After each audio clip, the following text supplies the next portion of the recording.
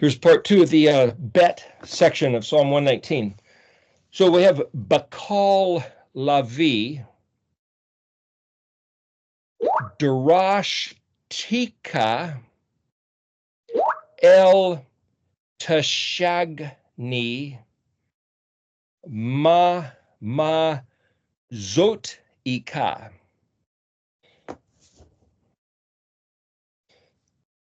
With all my heart, Bakal Lavi.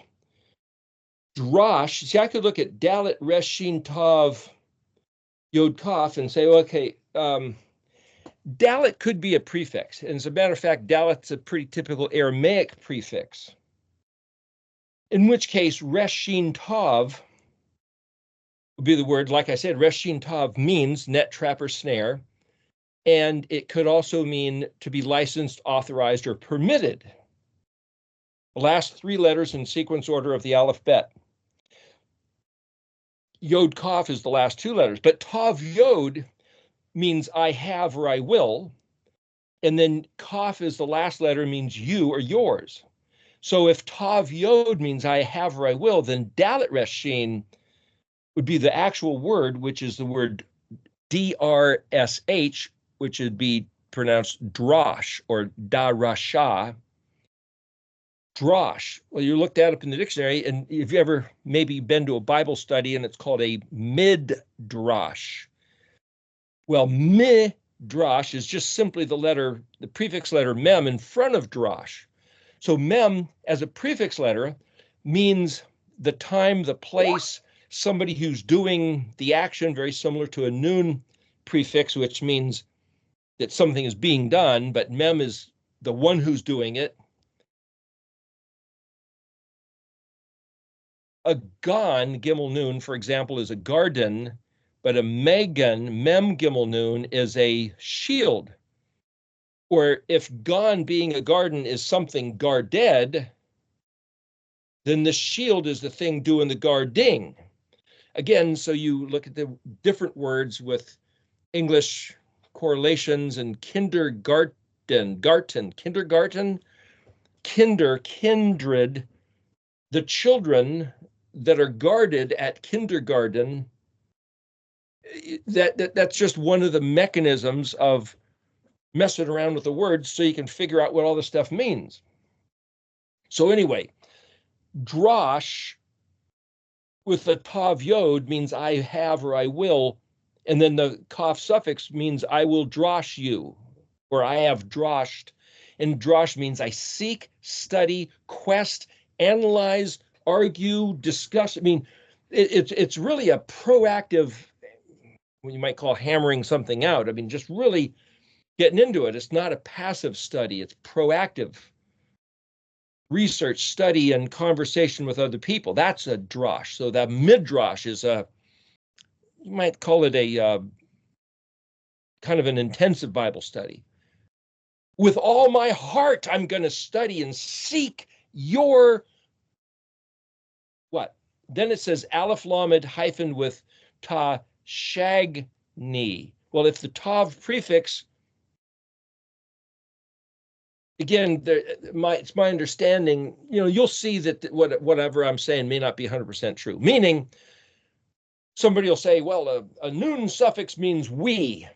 We, well, nun is putting something into action, or tav means you, or tav means, sometimes tav mem means I've seen translated as you, and sometimes it's them. Well, is it second person or third person? Well, maybe in Hebrew it's both or either. Maybe it's whatever the translator. See, we don't know. I can't see standardized rules in all cases. Wow, that's why there's vowel points. And somebody will say that I don't know what I'm talking about. And you look at the vowel points because the rabbis do know what they're talking about, because the rabbis' job and authority is they get to make the rules. So you go to somebody who doesn't know the rules. You go to somebody whose job it is to make the rules, and they'll tell you what the rules are. If you want to learn that, go online and learn from somebody who's going to tell you the rules. I'm just looking at the letters keyed to the Mishkan pattern and the alphabet sequence, with Yahusha being Mashiach, meaning the one who mems the Shin Yod Het, which is the conversation communication, which happens to be why we've got this string of letters. So YHUH is the one who embodies the 22 letters as his Shem. His being, his occupation is to be the guy who runs this 22-letter gamut, which is why then, John 17, where he says, come on, is there any other way? I don't have to do this. Nevertheless, not my will, but yours, oh Heavenly Father. I'll go to the cross. I'll go to the weapon. I'll go through this death thing and come out the other side, just like the plan is. If there's any other way, no, there's no other way, because that's what's written in the letters. Okay. That's what I see the prayer of John 17, Garden of Gethsemane, happening. So to drosh that, Aleph Lamed is both motion toward, but also not. It's both yes and no at the same time. So what's shagni? Tashagni is if the tav is just this status of not happening, it's either before or after, it's not the present tense, so that's my understanding of it. Then shagan, shin gimel nun is the word, or shin gimel is the word, and nun yod would be the suffix, meaning I am in the action of doing it. Of what? Shag? Austin Powers, that movie, yeah, shag, there was this colloquial idiom of misbehavior, you might say, or licentious behavior. But you look up the word shin gimel in the dictionary and it means great, lofty, elevated, to grow or increase. But it also, shin gimel gimel, take the second letter, duplicate it, make it the third, another one of the mechanisms, is it means to err unintentionally, to do wrong. I didn't do wrong intentionally. They told me I should do it. Somebody else told me it was okay. I was led astray. Or shin gimel yod vav nun. See if you recognize yod vav nun as the three-letter suffix. It means to be absorbed in vanities. So you could say motion toward unintentional misbehavior. Or what if it means no? What if Aleph Lamed means not? No, I'm not gonna. It means no increase, nothing elevated. It's just everything kind of wilted. The last word is mem zadi vav tav yod kaf. Well, again, I've found for whatever reason that sometimes it's easier to look at the suffix first. It ends in kaf, and then it's a tav yod kaf. So just like dalet reshin tav yod kaf, I will seek you. So if tav yod means I will, or I have sought you, then mem zadi vav tav yod kaf. Well, what's zadi vav is command. So then I have to say, well, mem zadi vav tav. Well, vav tav is the plural of mem zadi, which is pronounced mitzvot. Well, that's his commands. But it's also the plural of matzah. So you look in the dictionary, you can see, well, there's this. If that's the plural, the singular is either mem zadi hey or mem zadi aleph. Well, that means to find or to find out how to do something, but it also means to press and squeeze, to squeeze out the leavening. It's leavened, it's unleavened bread. So mem, there's two mems here. So if matzah means the place of your command, mem zadi vav, or the place, or this is the command. Mem is to identify the object of the thing, which is the zadi vav. Then the mem that's before the mem is the prefix that means either the place of or away from, because it's also both yes and no, just like Aleph Lamed can be both left yes and no. So then I have to sit here and ponder, okay, what does this mean? If zadi mem zadi hey, mem zadi aleph means to go out, like press or squeeze, get rid of something. Mem prefix would mean away from, get away from. What is it that goes out of Yahuwah's mouth? Well, just like zadi Pei Zadi is to go out of the grave, to resurrect. See, I got to pull all these things in. I was away from your, see the tav yod, I was or I am, and kaf suffix means yours. I was away from your mitzvot. I had no idea. I couldn't find you. But your commands, your zadi vav. And then you'll also see in the dictionary, it says to find one's bearings. Your commands, that's where I can find my bearings. I am exhausted, pressed and squeezed out by all else that's away from you. Anything but your commands just wrings me dry and wipes me out, and I've got nothing else. So I can go back to the beginning and say, with all my heart, I seek towards your great lofty, because everything else is just an exhausting waste of time. I'm just absorbed in vanities of nothingness. That's verse 10. Verse 11, Belavi, in my heart, Zephon-ti, Zadi Pei Nun. Well, that's like the word Zephaniah, which means north, but it also means hidden or secret.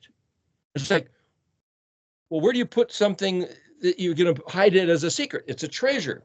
So that word Zephon can mean I have treasured or hidden in my heart, or I have secreted or gone north. But also what is in your heart is hope and expectation. So you'll also find that as a definition. But Zephon also means to decode, decipher.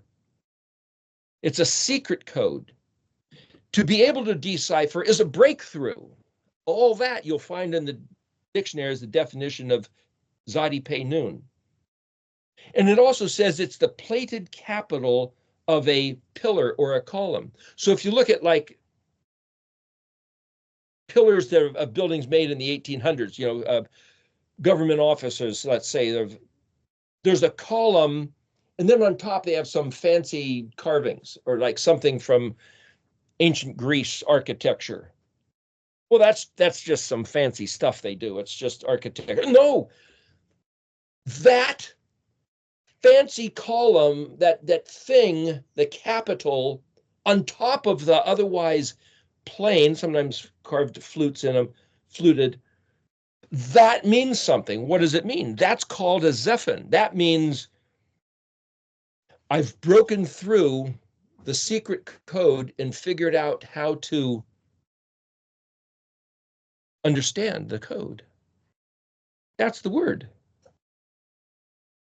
Figured out in my heart, I've treasured the secret code which has been deciphered. Well, that looks like what we're doing right here. And then the word is Aleph Mem Resh Tav Kaf. Aleph Mem Resh, Amer means your Kaf suffix, your statement, word, utterance, declaration, saying.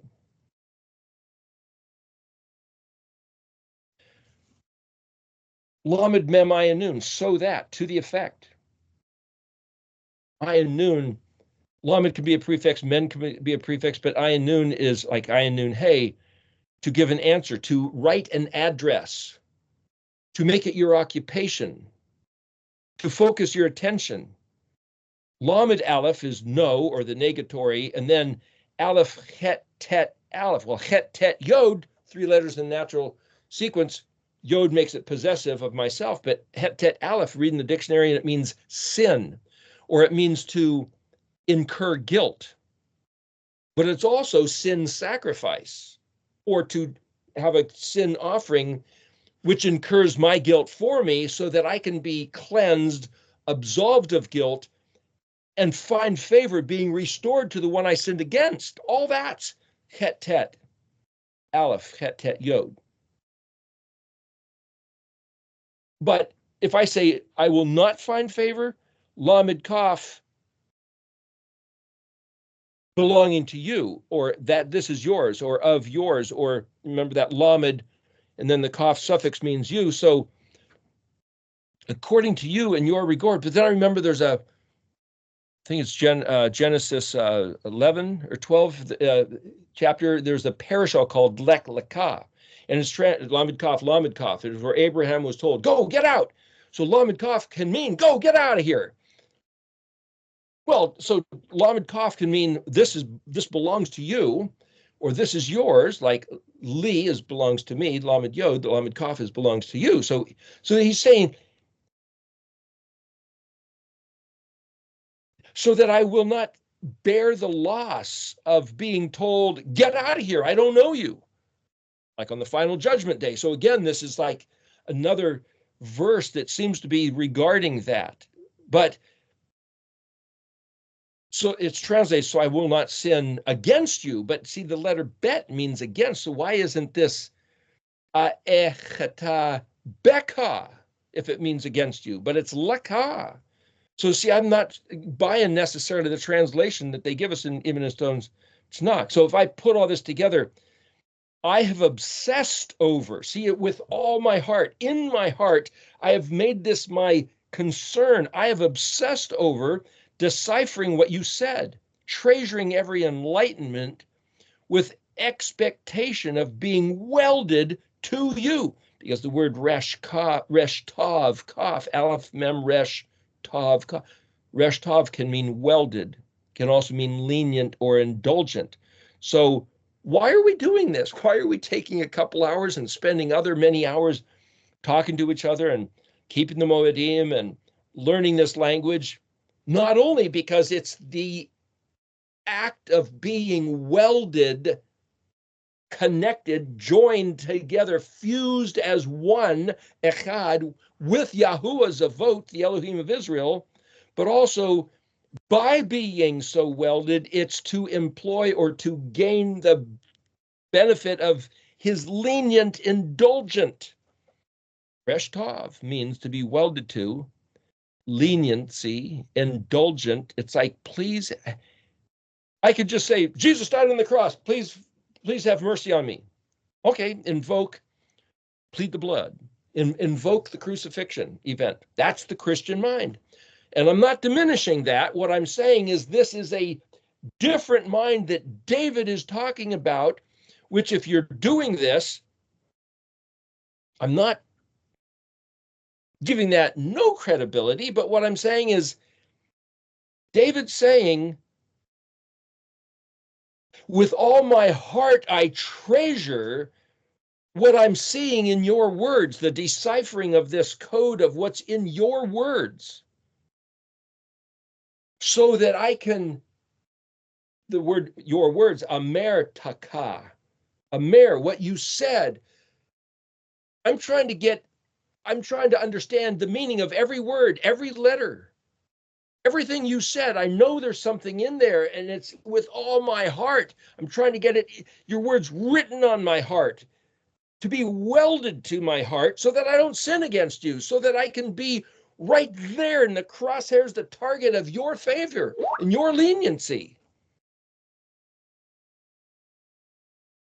so that I would not mistake, I would not go astray, I would not be deceived, I wouldn't be bamboozled by the voice of that Nachash in the garden that looks so charming, or that preacher, or that guy with the fancy hat and the fancy robes, the badge, whatever might impress me, the nice car, the nice house.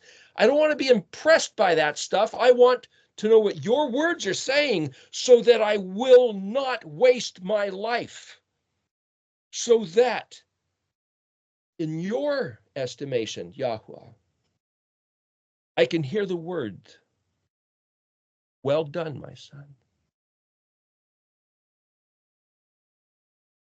That's why we're doing this. Verse 12. Baruch atah Yahweh, lamad ni chokika. Blessed are you, Yahweh. Baruch atah Yahuwah. Is it possible for a man to bless Yahweh? Bless the Lord, O my soul, and all that is within me. Can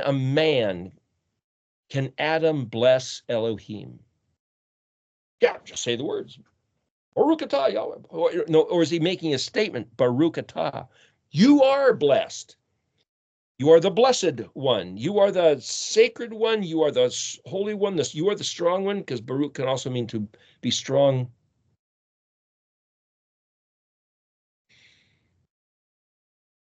What does that mean? To be a blessing to Elohim.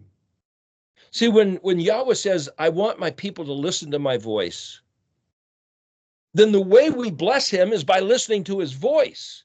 That's his receiving the blessing of having children, Adam, of his heart, to say, I'm gonna sit in a worship service and sing a song. I remember there was a certain song in a worship service way back when. It says, this is your worship.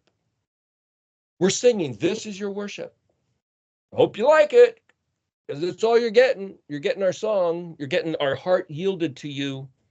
We're not going to listen to your words. We're not going to do what you say. Jesus died on the cross so we don't have to regard your words as law, as command, as your statement of preference of our behavior. We don't have to do all that. We're going to sing you these songs and have a soft, tender heart.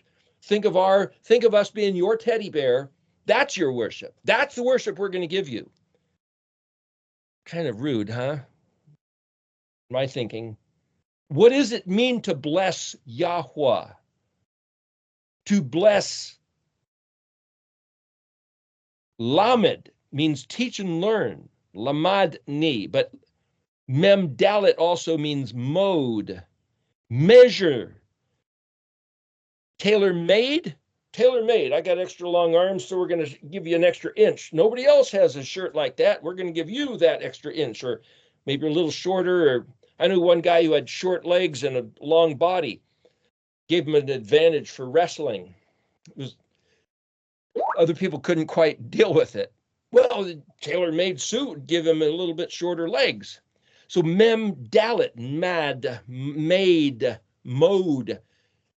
It's to be measured. Mem dalet dalet, you could look at that. So lamed might just be the prefix, but the word spelled lamed mem dalet is the word lamed, like the name of the letter, which means teach and learn and rehearse and repeat.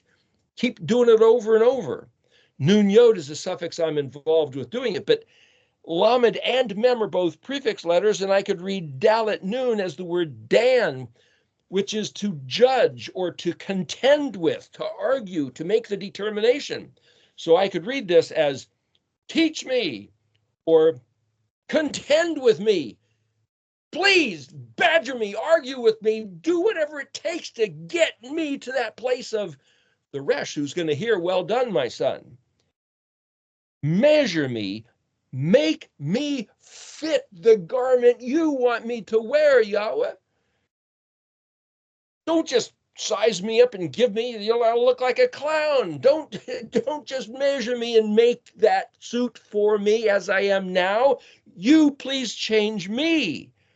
Teach me, contend with me, make me fit the garment of this ideal that you have envisioned who I am when you gave me being.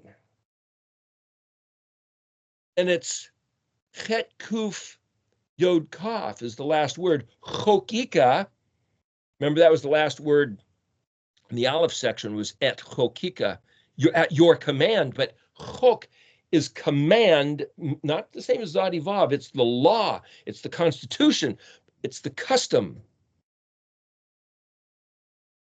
But see, chet kuf then is also means to imitate. Chet kuf yod, I imitate kaf suffix you. I want to imitate you, so change me and make me of your mind, of your heart, of your ruach, of your chok, of your mitzvot, of your Torah, of your edot, of your mishpat.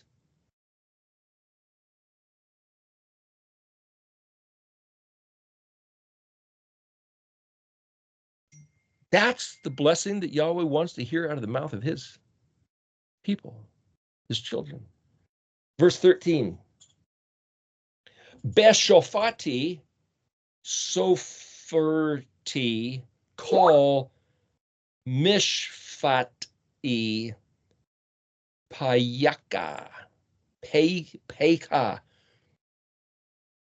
Beshafati. Well, Shafa, Shin Pei Hey, is the word for lip, language, and tongue. It also means to be cured of lunacy and restored to health. By my language, by my shofet, in the condition of as my own personal language. I will make this my own personal sanity management, the study of these words. Sefer, Samik Peresh, Tav Yod. I have sefered. I have connected the dots, studied this stuff out using the word sefer, which is translated as book or scroll or count, number, connect the dots. It's the act of doing this eriktology study of trying to make all, what I'm trying to explain as we're going through this is what we call sefering. Hebrew word sefer, English suffix ing. Kaf lamed, all, every, each, any. Mishfat, well, mem shin pei tet, mishfati makes it personal, my. Well, shofet, shin pei tet is the word for judge. Shofetim, judges, like the book of Judges. Mishfat, mem prefix, so it's the stuff of, the object of, the thing of what judges do. It's the stuff judges do. They judge, they make judgments, they make determinations. But pei tet is the word for stalemate, even score, 20 against 20. Arm wrestling, and neither one can push the other guy's arm down. Okay, you're balanced, you're equal. That's pei tet. That's like Lady Justice holding the scales of balance. Neither one's tipped one way or the other. That's pei tet. But pei is a mouth, tet is a basket.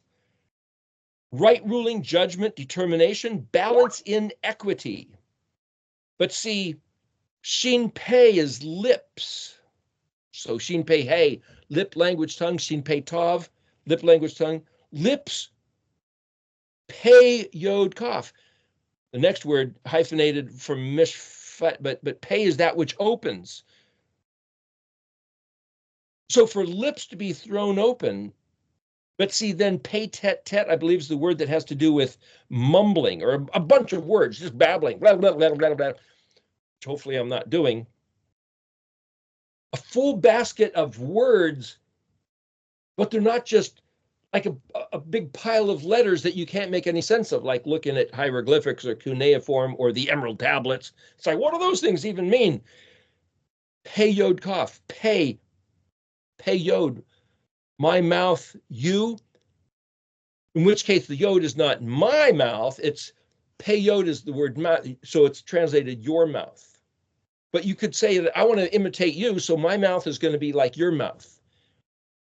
But pei kaf could mean your mouth, but it's just written as pei yod kaf, just so you know. Sometimes that yod suffix is referring to the one who's speaking. Sometimes it's referring to the thing the word is about, in which case pei, which is mouth. So pei yod is simply the word mouth, and then kaf suffix is your mouth.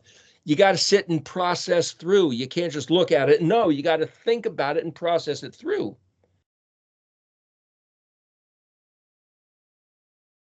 As my own process of sanity, I have severed every one of the things I see you writing about and talking about and trying to make sense of. You have opened my perception. It's like having your pineal gland open. You want your pineal gland open? Quit using fluoride or drinking fluoride, get a water filter, but also make clear, set over the fire, incline me to regard, healed, cured, restored to sanity, tranquility, clear thinking. Whatever the reality of what your words meant, whatever you said, what they really meant, that clear thinking. Can you see it? The lips are not just flapping or mumbling, but they're open to declare what was in Yahuwah's heart. See, this verse on the heels of all these other verses, it's like, I see the code. this Mishkan pattern, Yahusha and the ALEF-BEIT. I see it clearly. This is the sanity. Too bad for the Jews. They think Jesus is a scumbag. He's just been Yahusha was shanghaied and dressed up like JC and made into some God who did away with the Torah. They did right to turn their back on him, didn't they? If that's what he represents. 14. Derek is that in Derek. Dalet Resh's generation, dar ladar, generation after generation, is the kaf suffix, is badar. That means entertaining and amusing. You, suffix, kaf suffix, or is Derek, Dalet Resh Kaf, the word with a bet prefix, means in or on the way. This is to be in your derek. If I look at that a little closer, it means Dalet Resh can mean dwelling, not just generation. Dwelling and circle, accommodations, like Aleph Resh Het is the accommodations along the way. So this is similar. Derek is the way, just like Aleph Resh Het was the way. It means introduced to, circumference, generation, age. And then if I say, well, if bet's a prefix and kaf is a suffix, Dalet Resh, what if I duplicate the second letter, make it the third? So I have Dalet Resh Resh. That's the word sparrow, or to be free flying, to run swiftly. And as a free-flying sparrow released from being caged, it also means to be released from servitude. So I could put all that together and say, on your way to be the one halakhaing your derek is to be being released from servitude, released from the bondage of what? Of all those other, the curse of being lied to, ripped off, misgoverned by our enemies because we, as his people, wouldn't listen to his voice. That's what. Released from that servitude. That's what he kept saying. Every time there's a Bible story, it's about that. Oh, the next word is ayin dalet, vav tav, yod kaf. Well, ayin dalet is witness or testimony. Vav tav is the plural. What are his witnesses and testimonies? The various Bible stories? Tav yod can mean I have or I will testify, I have witnessed. You is the kaf suffix. But remember, ayin dalet vav tav can be also read as warning. But ayin dalet yod is also adornment, ornamentation, bejewelment. You have adorned me. You have warned me. You have shown me how to be walking on your path through the various different stories that we read about in the scripture. Next word, shin shin tav yod. Well, shin shin is the number 6. It's the color white. It means to be woven. Tav yod is a foundation to set. S-H-T is also S-T, to sit, to set something on the foundation. You dig a hole, pour a foundation of concrete, and then you build your house on top of it. But it's also to be intoxicated. But shin shin is also to rejoice. Shin shin then tav yod, I will rejoice at this 6 white foundation. That's like the song, she'll be riding 6 white horses when she comes. It's all about the 6th day of the week. And she riding the 6 white horses is the Sabbath day, metaphorically, this beautiful woman who's riding in on the 6 white horses. I never knew that as a kid. Somebody brought it to my attention. Seventh-day Adventist person. It's like, well, that's like that word there. I can see that whole picture in this word. Kaf ayin lamed, ka'al. Kaf lamed is all, but this is kaf ayin lamed. Kaf means like, and ayin lamed is the word to be yoked.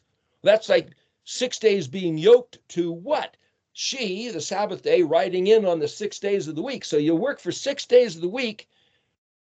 Try, work, struggle, and it's the Sabbath day, or it's the 7th millennium, or it's the promise of the kingdom, the millennial reign. Woohoo! Wow, that's the 6 days he worked, Genesis 1, and then he rested on the Sabbath day. That concept picture here, because Ayin Lamed is also lifted up, like Ling being lifted up, Kaf Lamed hyphen with Hevav Nun. Calhoun. Somebody's name is Calhoun, Calhoun. Calhoun. Somebody's name is these two words here, Calhoun, Hevav Nun, Hawana, Kala Hawana. Hun, Hevav Nun means riches, wealth, enough to capitalize, to venture, to dare, to regard as easy, and it's worth the risk. So I could put all this together and say, to walk your way, I rejoice, my foundation. I'm intoxicated by your stuff. See, so if I say that Bederek is a circle, a circumference, an environment, it's like, I'm going to make your stuff my world. I'm just going to be in your, as you described, as your testimonies, I'm going to absorb my reality, my consciousness with the stuff you are about, so that your stuff is my stuff. You want Pesach on the 14th of the first month? That's what I'm doing. You want me to rest on the 7th day? That's what I'm doing. I'm going to sit down. I'm going to go to sleep. I'm going to read your words. I'm going to talk on the phone with my friends. I'm going to Shabbat on the 7th day because you're doing it there. I'm doing it here. And there's this quantum entanglement with Yahuwah. Imagine that. Calhoun. Raised up like the Sabbath day of riches and it's worth the risk. Yeah, what if you're wrong? Yeah, what if we're right? It's worth the investment. That's verse 14. Verse 15, bet pei kuf dalet yod kaf. Pei kuf dalet. Well, the pei can be either pronounced as a PH or a P. So it's either fakad, befakadeka. And remember, we talked about this a couple of weeks ago where that word was translated as your statutes, I think is the word, or the stuff that's important to you. But see, it's not just the object, because it invokes the parable that Yahusha gave. He said there was a wealthy man who was going to go on a journey, and he left and he gave talents to 3 of his servants. He gave this guy 5, this guy 3, this guy 1. And then he went and they were supposed to invest or make use of those talents. And we came back. He said, come and tell me what you did. Let me see what you've done with it. All that picture is Pei Kuf Dalet. It's to have something entrusted to you, and then for you to do something with it, and then for you to pass in review and give account for yourself, for what you did with what you were entrusted with.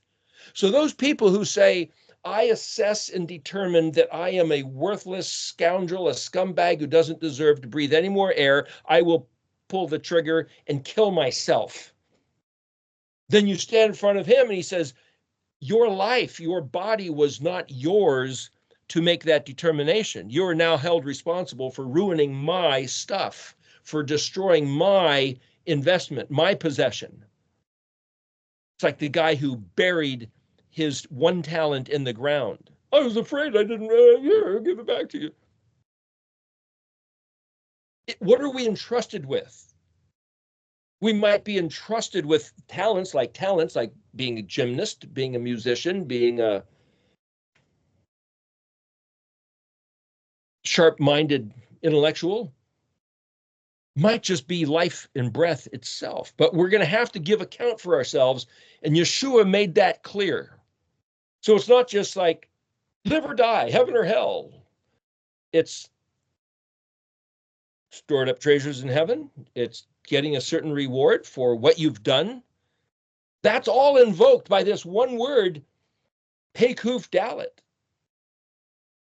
With the Pei Kuf Dalet, bet your kaf suffix Pei Kuf Dalet, which is mine, Yod, after Pei Kuf Dalet Yod, then the word Aleph Shin Yod Het Hey, Ashiach. Well, Shin Yod Het is like that word anointed or Messiah, Mashiach. Shin Yod Het means to swim, but it's also conversation and communication. So the word Mashiach, translated Messiah, transliterated Messiah or Christ, is the one who is anointed. But see, Shin Yod Het is conversation and communication, which is what the alphabet is, which is what the language is, which is what Ivrit Hebrew is. It's the 22-letter sequence is the conversation, the communication. So for Yahusha to be the Mashiach, the one who embodies the Shiach, here it's Aleph, Shin Yod Het, Hey. So it's I'm going to communicate and express. Express what? What I was entrusted with, Fachad, that I'm going to have to give answer to. So for me to see this means that I better communicate this. That's why we're doing this eriktology thing. And the very next word, Vav ALEF-BEIT Hey, well, you're not going to find that in the dictionary, but I know from looking at all this stuff, I can look at Hey Bet Tet, and it means utterance, aspect, to stare at and gaze at. And the Yahusha said, if I be lifted up, I will draw all men to me, just like Moshe lifted up the serpent on the stick, on the staff in the wilderness, that whoever was bit by the vipers could look at it and they'd be healed. It's like, viper bites you, it's going to kill you. Oh, look, phew, I've looked just in time. They had to stare at and gaze at it. The Nun Samic, same as Samic Nun, like the word bush. The Nun Samic means miracle, wonder, providential event. Nun Samic ayin is to escape. There's something. See, if you go back to the alphabetic order, if Mem is the dissolution, the dissolving, Nun is starting to come back up, Nun Samic, and Samic is the picture of this menorah lit. So I can look at the Nun as the functional, which is to say producing fruit of the Samic, the menorah shape. And so the Nun is like this sprout coming out of Mem, which turns into this tree. And that reminds me, Yeshua said, I'm the vine, you're the branches. You're supposed to bear fruit. Well, the ayin is the fruit. It's the round, it's got the seed in the middle, and the pei is the mouth that eats the fruits. And he says, you will get what you give out. You're going to have your way returned on your own head. You're going to eat what you made other people drink. And then there's some stories about the woman, the whore of Babylon, who was trying to make other people drink the cup of her fornication. And he says, I'm going to grab it and you're going to drink from your own cup. Talk about drinking the wrath of Elohim's cup poured out. You see, you can start pulling in all these other pictures and saying, well, the cup of fruit has to do with the ayin, and the mouth drinking or pouring out has to do with the pei, and the zadi and the kuf all has to do with being poured out. So it draws your attention to a certain place in the alphabetic sequence. But to stare at, to gaze at the aspect of utterance, pronouncing syllables, articulating, that's exactly what we're doing in this study. That's exactly why we're going through the pronunciation of each letter and the shape and what it's looked like, and the Paleo, the modern, the Hebrew, the English. That is what this is talking about. And the last word, Aleph Resh Het, hey, that's the word for journey and accommodations. Again, suffix letters, tav, yod, kaf. I have your, I will your, I have journeyed.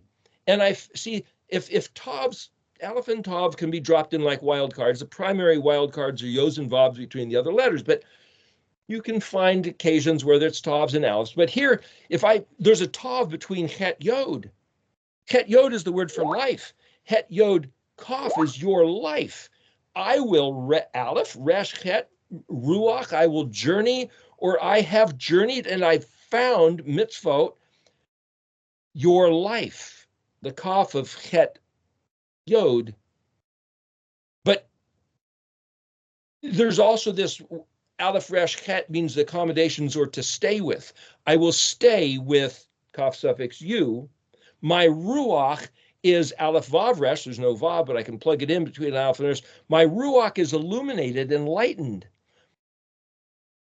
Het Yod, my life, is partitioned, because Tav Vav Kaf is to partition or divide. That's Tav Yod Kaf. But as to say, there's something on this side and something on that side. So I could say, I have journeyed and found your life. I will stay with you. My ruach is illuminated and lightened. My life is partitioned. What was dark is now light. What was lies is now truth. What was worthless is now of value. What was a waste is now a treasure.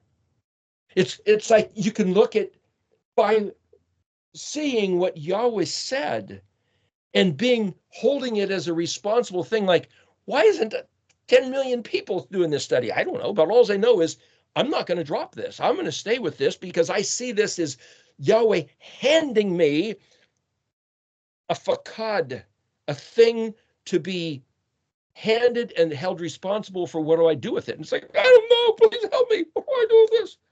What do I do with this? Well, let's talk about it.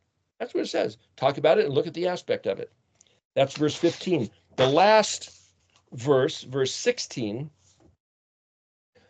bet het kuf tav yod kaf. Again, I have yours, tav yod kaf, but bet het kuf. Well, het kuf is again that word chok, which is law, constitution, custom. Bet means in the capacity of, or in, with, on, among, through, or possibly even against. So be chok teka, or bacha katayaka. If I look at het kuf as law, as the legal requirement, it also in the dictionary says a privilege that you are granted or a requirement that you are due. It's like this is what you have and you must. So anybody who says, yeah, law was done away with, there is no law. That denies the definition of het kuf. But the interesting thing is that het yod kuf is a rung on a ladder. If you've ever climbed up extension ladders, especially if you get up to 30, 40 feet, it gets kind of scary up there, especially if you are trying to work and reach out to paint or something, and boy, one slip, you got to take hold. Kuf het means to take hold. Het kuf is the law. What did he say? To imitate. It also is to imitate. To be in the condition of imitating you is to be imitating your law, because it's your it means legal lines. Statutes, decrees, laws, rules, prescribed due, but also privilege of what you get. So it's you better do this, but here's the benefit if you do it. It's all that. The next word, aleph shin tav ayin shin ayin. Won't find it in the dictionary. Well, look at shin tav ayin shin ayin. Can't find that either. Look at tav ayin shin ayin. Can't find that either. Can't even find ayin shin ayin. So you have to break it apart. Well, I happen to know that if you take away the first prefix aleph and stick in another one, like sometimes the letter hey or yod or bet or mem or noon, put in hey shin tav ayin shin ayin vav tav, you'll find the word in the dictionary. It means playing or amusement. Well, shasha, shinayan means a playful delight. But shin tavayan means fear. And tavayan shin means to industrialize or manufacture. So if shinayan, like shasha is delight. So if I could say, well, it's my delight to, well, then if you look at ayin shin tav, it means to think, to consider, or become stout. And this is shin tav ayin shin ayin. But see, they've dropped the tav in there. Take the tav out because it's like that wild card, and you have shasha, shin ayin, shin ayin. So I'm just saying that the proof that that all this stuff works is because it works. Look at the dictionary definitions. I'm just trying to show you the mechanism and saying, for me to think that this is entertaining, for me to think about this stuff is so great, I'm going to turn it into an industrial manufacturing gig. How do you do that? Well, And start by doing this, what we're doing. Lamed Aleph is no negatory, and Aleph Shin Kaf Chet. Asha Kach. Kaf Chet. Kach. Well, that's like being cocky. That's like being strong. It's a vigorous lizard in the dictionary. Shin can be a prefix. Aleph is a prefix. I will. Aleph Shin is fire. So if Aleph Shin is fire and Kaf Chet Kach is just like a rooster, I'm gonna. But see, it says no, I will not. So then you look in the dictionary and you see that Shin Kaf Chet means to forget or go into oblivion, amnesia. I'm not going to forget this. I'm not just going to go, oh, that's right. What? So I remember hearing somebody talk about Paleo-Hebrew one time. What was that stuff? Yeah, whatever. It doesn't matter. I'm saved. I've got my glory. I got my ticket on the glory bus into the heavenly by and by. But a lot of people are going to find that bus going into the lake of fire. Oops.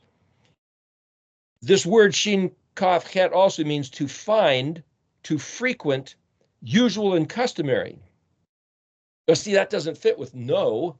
Not frequent, it's not customary. It's not, I didn't find it. And then the last word is dabarka, dalet bet resh kaf, which is dabar with a suffix kaf, which is your word or your stipulations, your dabar. So the only way for me to look at those three words is say, I'm not going to forget your dabar. I'm not going to make your dabar go into oblivion. Well, how do I then do that? By turning it into a delightful enterprise.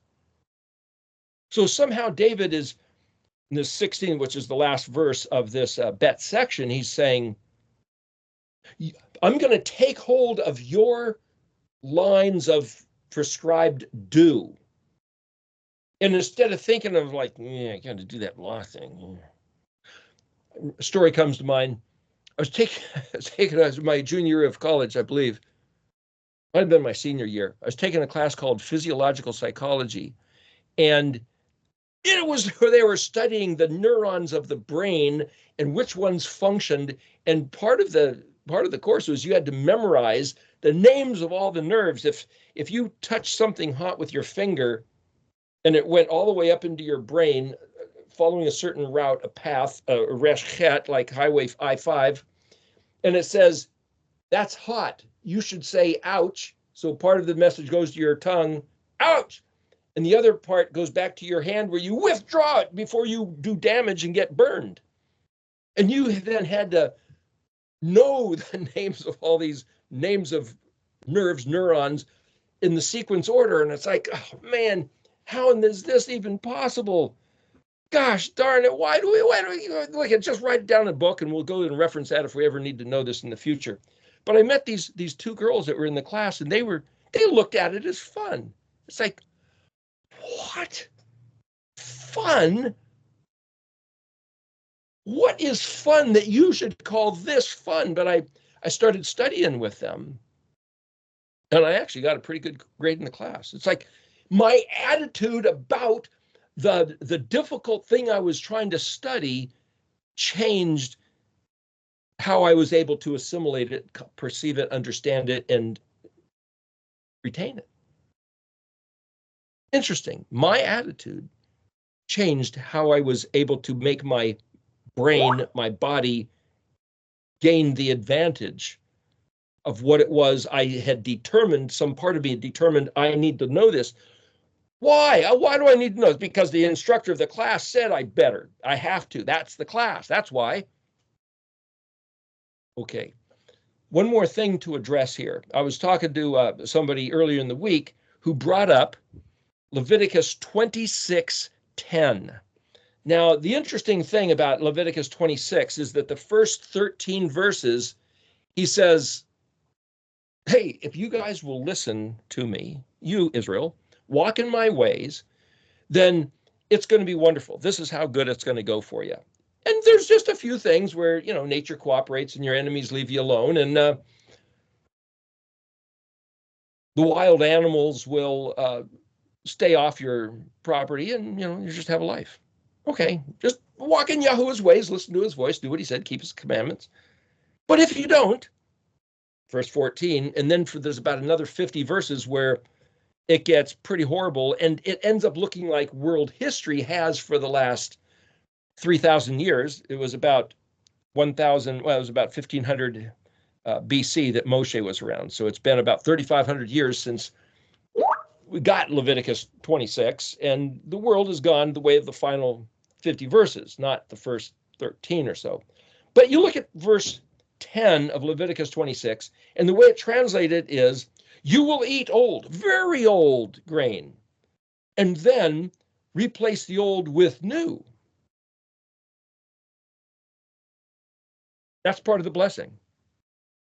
The next verse says, Venatati mishkani, there's that word mishkan with the yod suffix, means my mishkan, natati nun tav tav yod. Well, nun tav is to give. Nun tav nun is to give a gift. It's like shin yod is to give a gift also. Natat tav tav means sub, hypo, or under, or tav yod, I have. So I have given my mishkan betok kam. This is verse 11. Not verse 10, we're going to go back to verse 10, but betok bet tav vav kaf mem. Well, kaf mem there is the plural for you, meaning you all. Tav vav kaf is that word that means in the middle of, in the midst, interposed between, separating this half from that half. Batak, in the center. So it's, I have given my mishkan in the midst of you, in the center of you. Kuf bet is also in the midst. So this is to divide and separate, which is very a synonym with chetzadi, which is also the word for arrow or to bisect, sagittal. Velo tagaal, gimel ayin lamed is the word loathe, abhor, reject, be disgusted by, to, but it also means to purify or cleansed by putting in boiling water. So you could say, I've given, or I have put my tabernacle, my mishkan, right in your midst. I'm not going to reject you in disgust, my soul. My soul will not reject you in disgust. And then the last word, ALEF-TAV Kaf Mem, with you. I'm with you. I'm not disgusted with you. I'm going to put my mishkan in your midst. But he then did say later that because Israel rejected him, didn't have any appreciation of him, wanted to go looking after other Elohim Achrim, other gods, other lovers, as it were, he said, okay, that's it, I'm out of here. So, but see, this is verse 11, where he's saying, I'm gonna put my mishkan right in your presence, and even though you guys are scallywags and do some shenanigans of misdeeds, I'm still going to not abhor you. I'm going to still be with you. Well, if that's verse 11, what has that got to do with you will eat very old grain and keep eating old grain until it's replaced by the new? That's part of the blessing? Well, that's the way that verse is translated. So we're going to look at that real quick. It's a short verse, but here. Vav Aleph Kaf Lamed Tav Mem Ve'akalatam. Well, Tav Mem here is translated, you will eat. But see, Kaf Mem, like in that word betok kam, is the word that means you, plural. And here they put Tav Mem. Well, see, it's my understanding that Tav Mem is kind of like them, which is third person plural, not Kaf Mem, you all, meaning second person plural. So what is it? But see, I can look at saying Aleph Kaf Lamed, you look in the dictionary, it means eat or food. Yeah, but Aleph is the prefix, and I know that I can replace Aleph with Yod, which means he will, but Yod Kaf Lamed, the three letters in sequence order of the alphabet, means he will have power and capacity to prevail and contain it all, because Kaf Lamed means all, every. Kaf Lamed, hey, is bride. So I could say, I will eat, or I will contain it all. I will have power and capacity to prevail. That's what this is talking about. Oh yeah, but it's translated eat food, and it's like, well, maybe, but is this really necessarily about food? Yod Shin Nun, well, that means old. You will eat old. Old what? Well, food will be old. Well, it must mean grain. The word grain isn't here. Just a clue. Nun vav shin nun means very old. And then the same word again, vav yod shin nun. That's the same as yod shin nun, only now it has a vav. So that must mean old grain again. You will eat, tav mem will aleph kav lamed, old must mean grain. So you will eat old, very old, and old mifnei mem penun yod. Well, panim with a mem suffix is face, even though it's plural, it's still face. Mifnei means at the place of my face, which is also then translated as countenance or presence or in my regard. But see, you could look at peinon in the dictionary and it's type, kind, sort. Peinun can also mean to turn away, to be at leisure. Hey, I'm not paying any attention to that. Like a bachelor, someone who's unmarried, someone who's on vacation, to be free at leisure, disengaged, emptied, removed. So if the mem prefix of mifnei can mean at the place of my face or my regard, but also can mean away from, I'm going to have no regard. And then the word chadesh, like Rosh Chadesh, means new or renewed. And then the last word of the sentence here is Tav Vav Zadi Yod Aleph Vav. Well, if I look at Zadi Yod Aleph or Zadi Aleph or Zadi Vav Aleph, Zadi is that resurrection. Zadi Aleph means to export or publish or go out. Similar synonym with Laka, get out of here. Kuf Aleph, I believe, is the word that means to vomit, like discharge. So Zadi Aleph, Kuf Aleph, Lamed Kaf is all this idea of going out. Lek Lekaz, Zadi Yod Aleph. Look at Zadi Aleph, hey, and it's the sheep, the little lambs, which go out first, setting the pace, because if the big ones went out, they go too fast, the little ones would be lost. So the little ones go out. The shepherd then sets the pace with the little sheep. So to issue or produce, like put forth light in the menorah, to put out fruit or to have a gain from your investment is Zadi Aleph, or in this case, Zadi Yod Aleph. So to have a renewed or resurrected or restored gain for your efforts is the Chadesh Totziawa, the last two words of the sentence. So then if I go back and say, I will have the power and capacity to prevail and contain it all, Yod Shin Nun is the former condition, old. Yod Shin is the word is, like that's which exists. But see, then Shin Nun, Shen, well, that's like the word Shana, like Rosh Hashanah, like the year. It means to change. Shin Nun Aleph or Shin Nun Hey, the color red, it means change, different, and variant. It also means to sleep. So when Paul said, we will not all sleep, but we will all be changed, we're not all necessarily going to die and be in the grave. Some will be awake when the end of the world happens and YHUH appears. It was a Hebrew idiom because the word change and the word sleep is both Shin Nun Hey, Shana. So is this talking about old grain, or is this talking about a change? Or is this talking about the former condition because it's that which is old? Kuf Dalet Mem is that which is old, of antiquity, first, former, best. It's a synonym with the concept of being paleo. So you could say, I gave them to eat the former condition of the paleo, of that which exists. Shin Nun is where we get the word shin, which is teeth, which is also that which devours. Shiny. I gave them the former condition of prevailing, being able to eat and contain all of this. That's the former condition. And then things changed.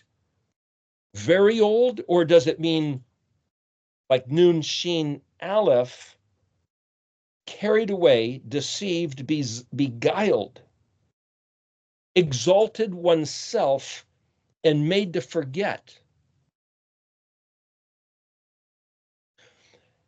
Nun Vav Shin Aleph is a creditor, one who says, I own this, I'm just letting you use it. Kind of like, this isn't yours. You have to buy a license. You have to get this registered. It can be taken from you at any time. To carry a theme or something subjective. Oh, that's not what it means. It's not what it means to me. To have your prophets, priests, professors, parents, or whoever's in a position of authority, some type of professor, to take away and give you a different meaning. That's what the Nachash did in the garden. Did Elohim say that? Yeah. This is what he really meant. This is what he was really trying to do. This is what you could really do if you didn't do what he said, but you did the opposite of what he said. All that is Nun Vav Shin Nun. It's not just very old. If the former condition, if you become deceived and some creditor, Yahweh said that if his people Israel betrayed him, didn't listen to his voice, that instead of Yahweh being our Elohim, he would turn his back and we are the ones that walked away. He would turn his face away. His mifnei would be against us rather than shining in our direction, like in the Aaronic benediction, that he would lift up his countenance upon you, that he would let his face look in your direction. He'd be looking away, and who would be looking in our direction is our oppressors, our enemies, those who want to make us not Dalit Resh, not free as a bird, but in servitude to their jurisdiction. And then to prolong that with beguiling deceivings where we're made to forget. But then Vav Yod Shin Nun, there's another different variant change where it goes back to his face, renewed publishing. So I can choose to read this verse that says, part of the blessing promised in Leviticus 26, verse 10 here, is that we will eat very old food until we have new food. Or I can read this verse that says, he gave the former condition right there at Mount Sinai, that we have everything we need to prevail, empowered. His presence, he's going before us, he's our rear guard, and he gives us everything we need. All we need to do is listen to the words he gave us. Shamar the Dabar. That's it. But even if we get deceived because of our self as a youth, or because of our ancestors who didn't understand, didn't want, lost it, were taken over by the overlords, whatever it might be, the promise here is that if we change that back to his face, he will publish a new edition, Chadesh, restored, like right off the showroom floor, just like on Mount Sinai. Same promises, same relationship. Now that's a promise. And then the following verse 11 from that. So to read these in linkage here, I say, I will start you out in the capacity to prevail, contain it all, powerful, exist as the former condition, which is changed, carried away, forgotten, 80,000 various Protestant church doctrine denominations, but will change back to the former condition, being at my regard, my face, turned back to me, restored as new, for publication or issue forth. And I will give my dwelling, my tabernacle in your midst. But see, I can look at then this one last consideration. In your midst, I will not loathe you, disgusted my soul with you. What's this bet? Tav Vav Kaf, Kaf Mem. Again, bet is in the condition of, in Kaf Mem is you plural, but what's this Tav Vav Kaf? Well, that's midst, middle, to interpose between. But see, if I look at Tav Kaf Nun, Kaf Nun is the word yes, like Mem Shin Kaf Nun. Kaf Nun is yes. Mem Shin Mishkan is the place of my abiding yes, the place where my Sheen is yes, the place where what Yahweh says is yes, and that we are yesing with him, imitating him, being his people.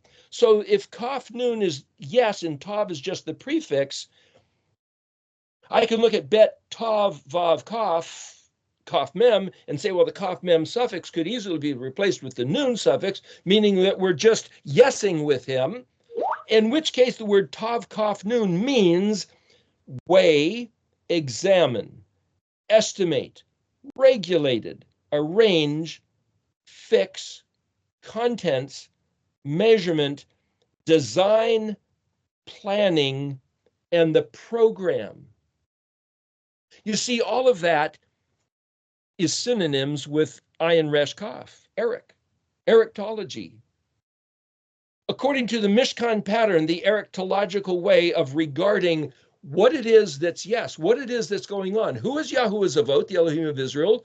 What is it to be Adam? What is it to be Reshman? What does it mean to be born to the face of the earth through the woman that we're all gonna die? Thank you, Adam. But we all have the chance of resurrecting unto eternal life. Thank you, Yahusha. And now I have to make my life successful by bringing all these things to bear in order and arranging them so that I can go forward with all my heart in proactive zeal to walk in his ways, being his Resh. Because that's the gift offered.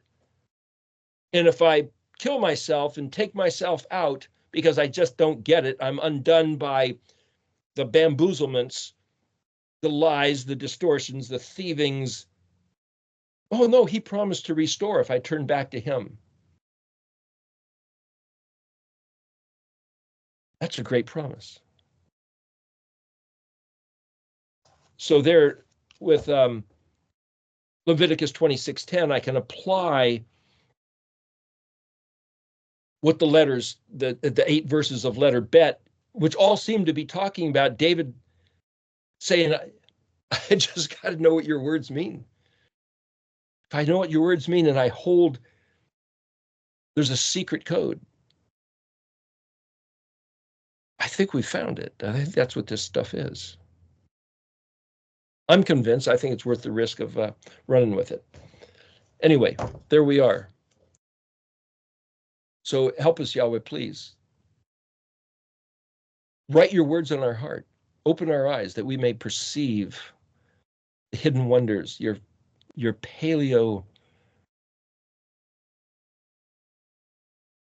Cause us to walk in your ways and be your people that is a blessing to you.